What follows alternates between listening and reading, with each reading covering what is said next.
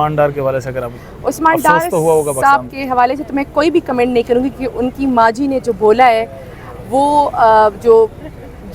لوگ پلانرز تھے اس انٹرویو کا ان کے بھی ہوش اڑا دیے ہیں، کیونکہ اور ایک اچھی تاریخ رقم ہو رہی ہے کہ اب پاکستان کی مائیں، بیٹیاں، بہنیں پاکستان کا مقدمہ لڑیں گے۔ خان صاحب اس وقت جیل میں ہیں، جیل میں اب تک انفارمیشن کو پہنچی ہے کس حالت میں ہیں؟ کیا ایک تو خدشہ بھی ظاہر کیا جا رہا تھا نا زہر کا؟ ہمیں انفارمیشن یہی ہے کہ خان صاحب کو وہ فیسلٹیز نہیں دی جا رہی جس کے لیے وہ ان کو اڈیالہ جیل شفٹ کیا گیا تھا، بلکہ اگر اٹک جیل میں سی کلاس تھا تو یہاں اس سے بھی بدترین صورتحال ہے، کیونکہ ابھی میں اس کے بعد اندر جاؤں گی تو زیادہ ویلڈ اپڈیٹس مجھے تب پتہ چلیں گی، لیکن سچویشن آپ کے سامنے ہی ہے، اور چاہیے جو مرضی کر لے، خان صاحب ڈٹ کے کھڑے ہوئے ہیں، وہ کبھی یہ توڑ ہی نہیں سکتے، یہ ان کی بھول ہے کہ خان صاحب کو کوئی توڑ سکتا ہے۔ ایک طرف ہم دیکھتے ہیں کہ نون لیگ شاہدرہ میں جلسہ ہوا یا جلسے کر رہی ہے، مینار پاکستان پر بھی بڑا جلسے کا ارادہ ہے 21 اکتوبر کو، دوسری جانب عمران خان جیل میں ہے اور سائفر میں بھی لگتا ہے کہ لمبے جیل میں جانے والے ہیں۔ کیا دیکھتے ہیں کہ لیول پلینگ فیلڈ تو آپ لوگوں کو نہیں مل رہا؟ نہیں، لیول پلینگ فیلڈ تو ہو ہی گیا ہے۔ دیکھیں پی ایم ایل این جلسے کر رہی ہیں، ان کو عوام نہیں مل رہی ہے، ہمارے پاس عوام ہے، ہمیں جلسے کی اجازت نہیں ہے، تو لیول پلینگ فیلڈ تو ہے، الیکشن کرا دے تو پتہ چل جائے گا کہ کس کا پلہ کتنا باری ہے، اور آپ کو تو صورتحال دیکھ کے اندازہ ہو ہی گیا ہے کہ اس ٹائم پاکستان تحریک انصاف ہی پاکستان کی عوام کے دلوں پہ راج کر رہی ہے، اور اگر وہ جو کل شہباز شریف صاحب کی جو ریسیپشن ہوئی ہے یہ ان کے لیے ایک الارمنگ ہے کہ اب نواز شریف صاحب آتے ہیں تو ان کے ساتھ کیا ہوتا ہے۔ نواز شریف کے ساتھ بھی بالکل ویسا ہی عوام کر سکتی ہے، بالکل کر سکتی ہے، یہ عوام کی جو ہے نا جو صبر کا پیمانہ ہے وہ لبریز ہو چکا ہے، اور عوام شاید اس ٹائم اپنا ریئیکشن نہ دے رہی ہو، لیکن عوام الیکشن میں اپنا ریئیکشن دے گی، اس لیے تو الیکشن نہیں ہو رہے کیونکہ ان کو پتہ ہے کہ وہ ریئیکشن سنبھال نہیں سکیں گے۔ کل جو کچھ شہباز شریف صاحب کے ساتھ ہوا ہے، کیا ایسا ہونا چاہیے کسی بھی لیڈر کے ساتھ، چاہے وہ کسی بھی پارٹی؟ آپ کسی پہ اتنا ظلم و ستم ڈھا دیں،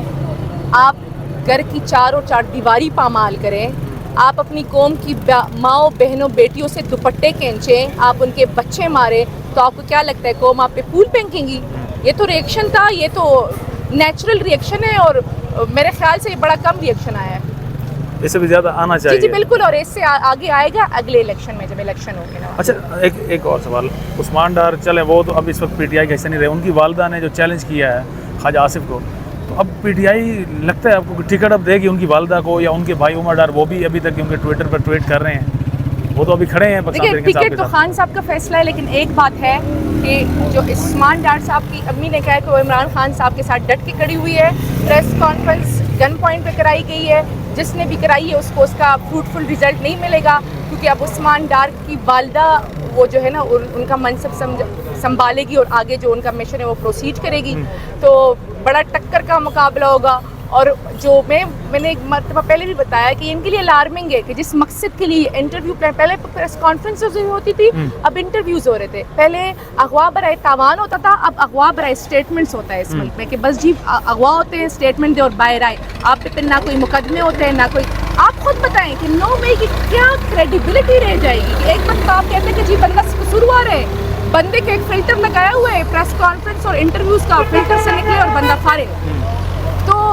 بڑا افسوسناک ہے اس ٹائم، لیکن میں کہوں گی کہ عثمان ڈار صاحب کی والدہ صاحبہ نے جو اسٹیٹمنٹ دیا ہے وہ اتنا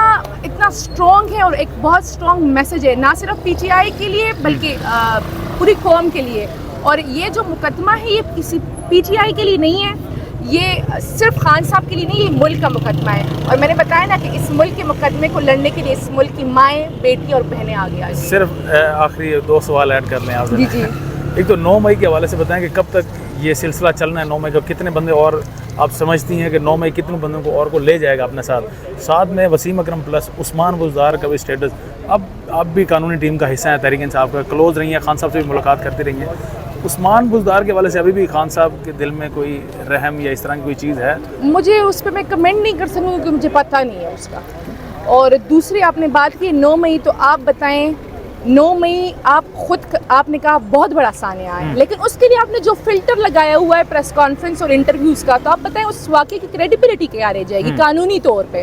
اور رہ گئی بات اگر کوئی اس پریس کانفرنس اور انٹرویوز کو خان صاحب کے اگینسٹ قانونی طور پہ یوز کرنے کا سوچ رہا ہے تو میری ان سے ریکویسٹ ہوگی برائے مہربانی آپ اپنی قانونی ٹیم بدلیں جو آپ کو ایسے اوٹ پٹانگے مشورے دے رہی ہے، کیونکہ 9 مئی میں پہلے ہی سے سپریم کورٹ کے تفصیلی فیصلے میں خان صاحب کو بری الذمہ بھی قرار دیا گیا اور ساتھ میں کہا گیا تھا کہ ان کی گرفتاری بھی جو ہے نا اللیگل تھی. تو جب خان صاحب کی گرفتاری اللیگل تھی انہیں پتہ نہیں تھا کہ انہیں اریسٹ کر دیا جائے گا، اور اس کے بعد جو عوام نے ریئیکشن دیا، لیکن عوام میں ان کی وہی والی بات اعلیٰ کار شامل ہو گئے تھے، اس لیے لوگ کہتے ہیں لوگ نہیں نکل رہے. لوگ کیوں نہیں نکل رہے؟ انہیں بتایا گیا ہے کہ آپ اپنی آواز اٹھائیں، لیکن کیونکہ پتہ ہے کہ لوگ پھر نکلیں گے، یہ لوگ پھر کچھ اور شامل کر دیں گے، دوسرا انتشار کریں گے، تو کرے یہ اور بکتے عوام، ایسے تو نہیں ہو سکتا نا. آخری سوال، لطیف کھوسہ صاحب کہہ رہے ہیں کہ اب ہو سکتا ہے کہ بلکہ انہوں نے یہ کہا کہ اب جو ہے نا الیکشن میں وکیل حصہ لیں گے، کیونکہ سویزنز یا سیاستدان جو بھی ہیں وہ جی یہ میرے سامنے خان صاحب نے کہا موقع تھا. ملتا ہے جی تو آپ الیکشن میں حصہ لیں گی؟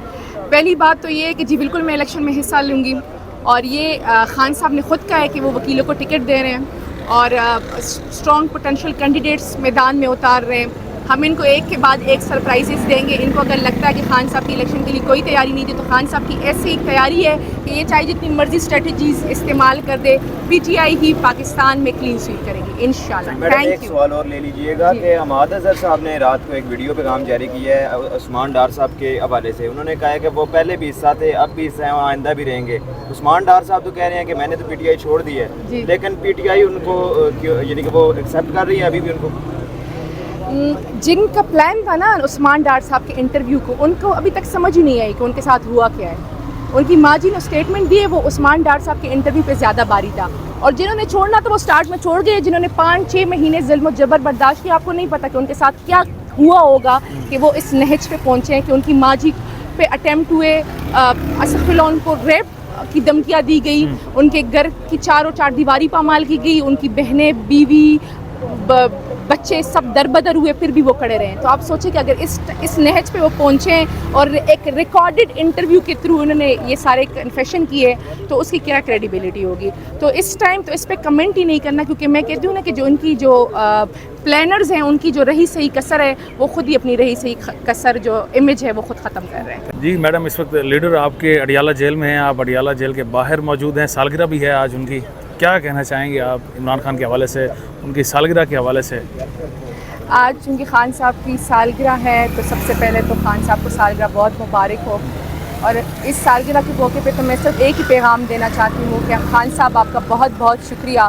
کہ آپ نے 75 ایئرز بعد ہمیں ایک قوم بنا دیا ہے. آج کوئی پٹھان، پنجابی، سندھی، بلوچی، کشمیری نہ رہا، سب پاکستانی بن گئے ہیں، اور پاکستانی آپ کے ساتھ ڈٹ کے کھڑے ہوئے ہیں. پاکستانی تو ڈٹ کر کھڑے ہیں، لیکن ان کے اپنے لیڈرز ان کے ساتھ کھڑے ہیں ڈٹ کر. جی بالکل کھڑے ہوئے ہیں. بہت یہ تو ہوتے ہیں، افواہیں آئیں گی، افراتفری آئیں گی، لیکن انشاءاللہ اللہ الحق ہے اور جیت ہمیشہ حق کی ہوتی ہے. ظلم کی رات طویل ہو سکتی ہے لیکن آخرکار ختم ہو ہی جاتی ہے.